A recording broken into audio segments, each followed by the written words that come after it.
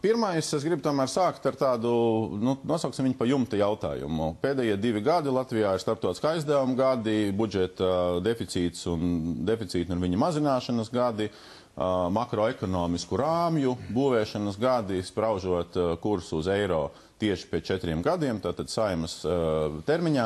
Kas ir jūsu uzstādījumi? Iepratīm tam, kas ir vai nav līdzinējā valdības parlamenta darbībā, kā to visu veidot, uzreiz pasakot, ka līdzīgi kā šeit klāt nesošām 6 partijām, arī jūsu programmās tādas tiešas atbildes uz to nav. Tamuš kungs saka. Jā. Mūsu galvenais uzstādījums ir tas, ka mums nevajadzētu vairāk taupīt. Galvenais uzstādījums ir, ka mums vajadzētu pelnīt, un šai sakarā mēs esam izveidojuši biznesa plānu. Biznesa plāns ir izsakāms ļoti vienkāršos vārdos. Mēs viņam esam nosaukuši 2 duči. Tas nozīmē, ka mēs 12 gadus varētu attīstīt savu valsti, katru gadu pieaudzējot viņas nacionālo koproduktu par 12%. Bet ja valūtas fonds pēc 2 mēnešiem nepiekrīt šādai prognozei, saka taupam? Jā, valūtas fonds ir normāli baņķieri. Un normāli baņķieri lielākā problēma ir ieraudzīt normālu biznesa plānu. Tā lielākā problēma ir tā, ka viņi līdz šim nav ieraudzījuši to plānu.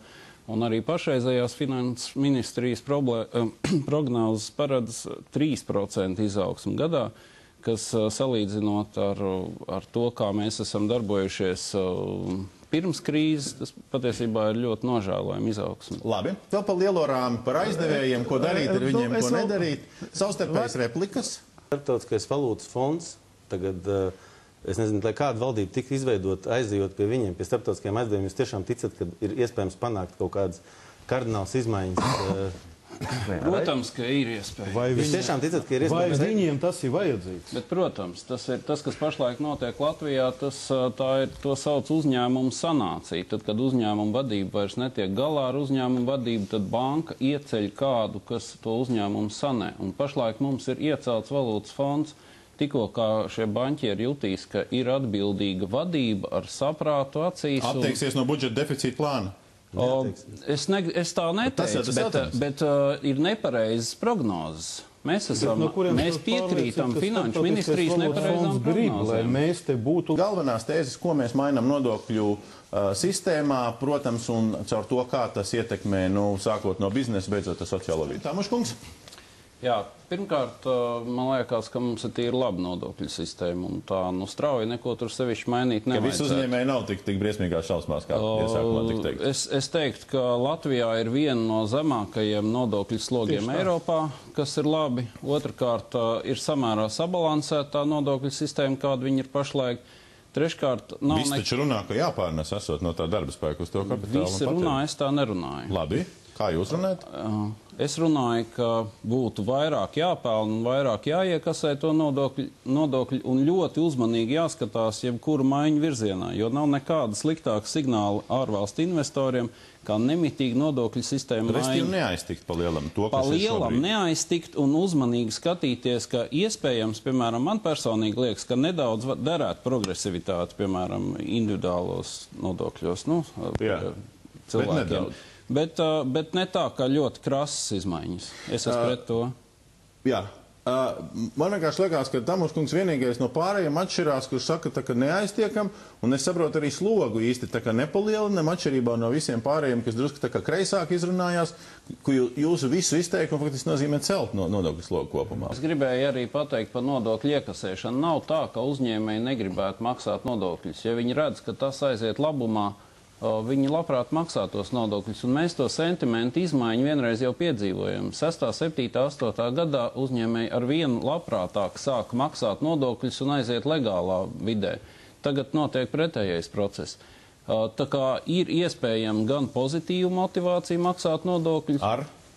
Ar kādiem instrumentiem? Ar pieminēto caurspīdīgumu un ar cilvēcīgu attieksmi pret nodokļu maksātāju. Pirmkārt, jāpasaka viņam paldies par to, ka viņš to nodokli samaksājas. Vai kāds no jums ir dzirdējis paldies no valsts ieņēmuma dienas? Katru gadu apbalvo labākos var būt 3.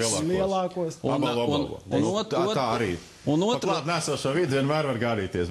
Un otra lieta, tomēr ir jābūt arī konsekventi stingriem, jo savukārt atkal es neesmu dzirdējis, ka kāds būtu ielikts cietumā par nodokļu nemaksāšanu. Varbūt es neesmu informēts. Paldies. No otras puses, lielas jomas mums ir pēdējos pāris gados runa par to, vai mēs kaut kā varam reformēt, lai izdevumu daļu. Tagad mēs te parunājam par ieņēmumu daļu ar nodokļiem, lai izdevumu daļā mēs varētu kaut ko, tā kā vēl optimizēt. Un tad ir izglītība, kur vai vēl var vai nevar, veselībai var vēl nevar. Abas šīs nozeres ir starp 300 un 400 miljoniem budžetā. Sociālā visa sfēra, pensijas, pabalsti, viss pārējais ir salīdzinoši nedaudz vairāk kā 1,5 miljards. Neatrod budžetā, kur ir 900 miljoni. Kurā virzienā, ko jūs redzat, vai 3, vai 2, vai 1, vai valsts pārvaldē 4.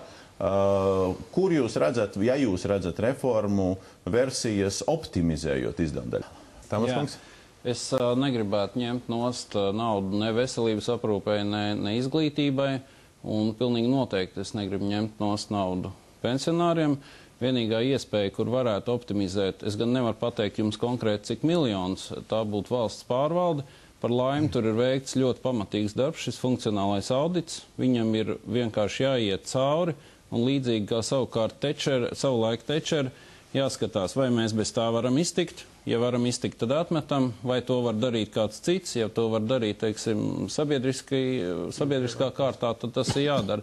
Un tādā veidā ir jāsamazina šī valsts pārvalde. Gan nevar pateikt precīzi skaitļus, ko tas izsaka. Bet pats svarīgākais ir jāsāk pelnīt. Pietiek taupīt, ir jāsāk pelnīt. Labi, es pajautāju par pelnīšanu, tagad pajautāju par optimizāciju. Ķīnas imperatora ārstam maksāja pēc principa, kamēr imperators bija vesels, viņam maksāja, kad viņš saslim, tad nemaksāja. Tāda ir apmēram mana izpratne par šo obligāto veselības iemaksu, ka vajag drusciņi iemaksāt un rūpēties par savu veselību. Tā ir skaitā obligātās profilaktiskās apskates un tam līdzīgi. Saglabāt veselību, nevis mēģināt pēc tam viņu glābt. Kādi ir vai nav piedāvājumi attiecībā uz politiskās sistēmas, politiskās iekārtas, ja mēs gribam, teiksim, konstitucionālās iekārtas, ja mēs gribam valsts pārvaldes iekārtas maiņām, un tā skaitā, protams, bezgalīgo stāstu par varas un sabiedrības attiecībām un plaisas starp šīm divām. Jā, es gribētu, ka Satversmē tiktu nostiprināts tāds princips, ka valdībai tiktu dots varas mandāts uz 4 gadiem. Nevis tā kā tas ir tagad, kad premjers var pamosties un konstatēt, ka viņš vairs nav premjers, bet ka tie, kas tiek ievēlēti un izvirzīti, viņiem tik tiešām tiek dotas tiesības strādāt 4 gadus. Viņi neatkarīgi, ko dara, viņus tā kājām pa priekšu tikai var. Pirmkārt, valdībā jābūt profesionāļiem, nevis, es atvainojos, nevis politiķiem, bet profesionāliem pārvaldītājiem. Un otrkārt, protams, ir kaut kāda impeachment procedūras, ja galīgi dara kaut ko neglītu, tad vajag būt iespējami mainīt. Pāris esošās, šeit klātnēsošās partijas rosina to schēmu, ka nevar nodimisionēt vai panākt valdības demisiju, tad, ja nav jauna automātiski ar to pašu soli. Tas ir tāds pusceļš uz to, jā, tas ir pusceļš, jo kas tad tur ko neuztaisīt jaunu. Faktiski tās mans priekšlikums ir līdzīgi tā kā Amerikā. Tad, ja mandāts ir uz 4 gadiem vadītājiem, tad viņš zina, ka viņš savu programmu varēs realizēt. Es piekrītu arī tam, ka ir par daudz to deputātu. Es nezinu, vai 40 vai 24, bet tiem būtu jābūt tautā redzamiem cilvēkiem, lai tauta varētu sekot, ko viņi katrs dara. Vai tagad mēs varam nosaukt tos 100 deputātus, kas mūsu intereses pārstāv? 2 deputāti. Tieši tā vai šitā. Par tiesiskumu un par korupciju. Vairākas no šīm 7 partijām savās programmās ļoti augstu paceļ šo karogu, ko vajag apkarot. Es skaitā Briverkungs jau iepriekš citēja. Mans lūgums būtu paturēt prātā, mums jau ir esošs krimināla likums un virkni citu likumu, kur jau daudzas lietas ir. Tas nozīmē, ko šīs bāzes mēs varam izdarīt vēl vairāk un savādāk. Tamuškungs? Jā, manuprāt, būtu jāievieš vairāk stingrāk, jānostiprina tā saucamais sodu nenovēršamības princips. Tas ir tad, ja kāds ir noziedzies, tad viņš arī saņem sodu. Nevis tā kā, piemēram, ka kāda partija ir pārtērējusi savus tēriņus, un tad 4 gadus tas tiek diskutēts, vai tas tā ir noticis vai ne, un beigās tas kļūst par farsu. Tiesiskā valstī, ja nevar pierādīt valsts, es atvainojos. Jā, un tas būtu jāuzlabo. Un tie uzlabošanas soļi ir pirmkārt ātrāks process, tiesiskais process, nevis 4 gadu stiepšana. Otrakārt ir jāceļ mūsu tiesnešu kompetence, lai viņi spētu atrisināt arī korupcijas jautājumi ir ļoti sarežģīti jautājumi, un viņiem ir jāvingrinās arī mūsu tiesnešiem, un iespējams pat, ja paši netiek galā, varbūt kāds jāpieaicina no malas. Bet tā ir esošais likuma ietvers. Kā jūs, teiksim, mainīsiet to fizisko tiesnesi, kas skata lietu savādāk? Bet kāpēc tad nevarētu mainīt tiesnešus? Es domāju, jūs ejat uz to, ka tur arī mainās personāli. Es domāju, ka tiesnešiem arī būtu jārotē. Tas būtu pilnīgi normāli. Labi, paldies. Mēs palikām pie 7 atbildēm par tiesiskumu un korupciju un apdomājām šīs pāris minūtes, ko mēs savstarpēji piekrītam vai nepiekrītam vai iebilstam. Man ir tāds diezgan revolucionārs priekšlikums par tā saucamā reputācijas indeksa ieviešanu. Tad, ja sabiedrībai svarīgs cilvēks, vai viņš ir valsts vadītājs, vai viņš ir uzņēmuma vadītājs, ir kaut kādā veidā sasmērējies, tad viņam, tiek uzskaitīts indeks. Kurš būs tas bilds, kas noteiks šo indeksu? Jūs? Nē, tas ir sarežģīti. Pagaidiet, nepārtrauciet. Tas ir sarežģīti. Es zinu, kā to izdarīt, bet es to nevaru minūtes laikā izstāstīt. Apspriežamais un priekšpēdējais jautājums ir par to, ko jūs redzat. Šobrīd daudz dilemmas ir tajā politiskajā tirgu un cīniņos. Latvija uz austrumiem, Latvijai jāvirzās uz rietumiem, ja mūs velk uz austrumiem. Visa šī starptautiskā ārējās politikas orientācija ar ekonomisko kontekstu, bez ekonomiskā konteksta. Vai jūs varat nodefinēt, kā jūs uz vispārējā šobrīd šī fona redzat kaut kādu ārējo prioritāšu listi? Viennozīmīgi Eiropas Savienība, mēs esam pasaules lielākās ekonomikas sastāvdaļa, un mums tas ir jāizmanto. Kas attiecās uz to, kur būtu mums vieglāk, austrumos vai rietumos, nekur nebūs viegli, nekur mūs negaida, nekur mēs neesam vajadzīgi, jebkurā gadījumā būs tur jālaužas iekšā. Bet viennozīmīgi vienas partijas saka, ka mums perspektīvāk ir draudzēties ar austrumiem, un citas saka, ka tie ir nelieši un nodevēji. Es tā kā tiem otriem vairāk piekristu. Labi, vēl? Piekrītu tam teiktajam, ka ir vajadzīga reāla politika. Latvijas intereses ir pirmajā vietā, bet Latvija ir Eiropā, un mums ir pirmkārt uz Eiropu jāorientējās.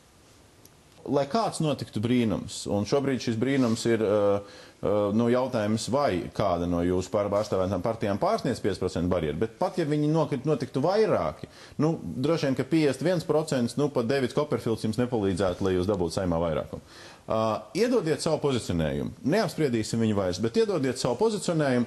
Dažreiz ir arī tā, ka tie, kas ir vājākās pozīcijās, pat aicina savus vēlētājus balsot par kādu stiprāko. Pat, ja jūs to vēl šobrīd nedarat, jo to parasti dara pēdējā vakarā pirms vēlēšanām, tad vismaz, kurus jūs nodefinējat no 6 partijām, kurš šobrīd ir it kā līderos, it kā uzsver vārdu, kurus jūs uzskatāt par saviem potenciāli tuvākiem dombiedriem, un kurus jūs uzskatāt par vislielākajiem ne dombiedriem? Par laimi abi lielākie valsts līdzšinējie izzadzēji ir apvienojušies, tā kā atbilde ar kuriem nē. Tas ir ar AIŠ kvadrātā noteikti nē. Un ar ko jā, visdrīzākais ar vienotību.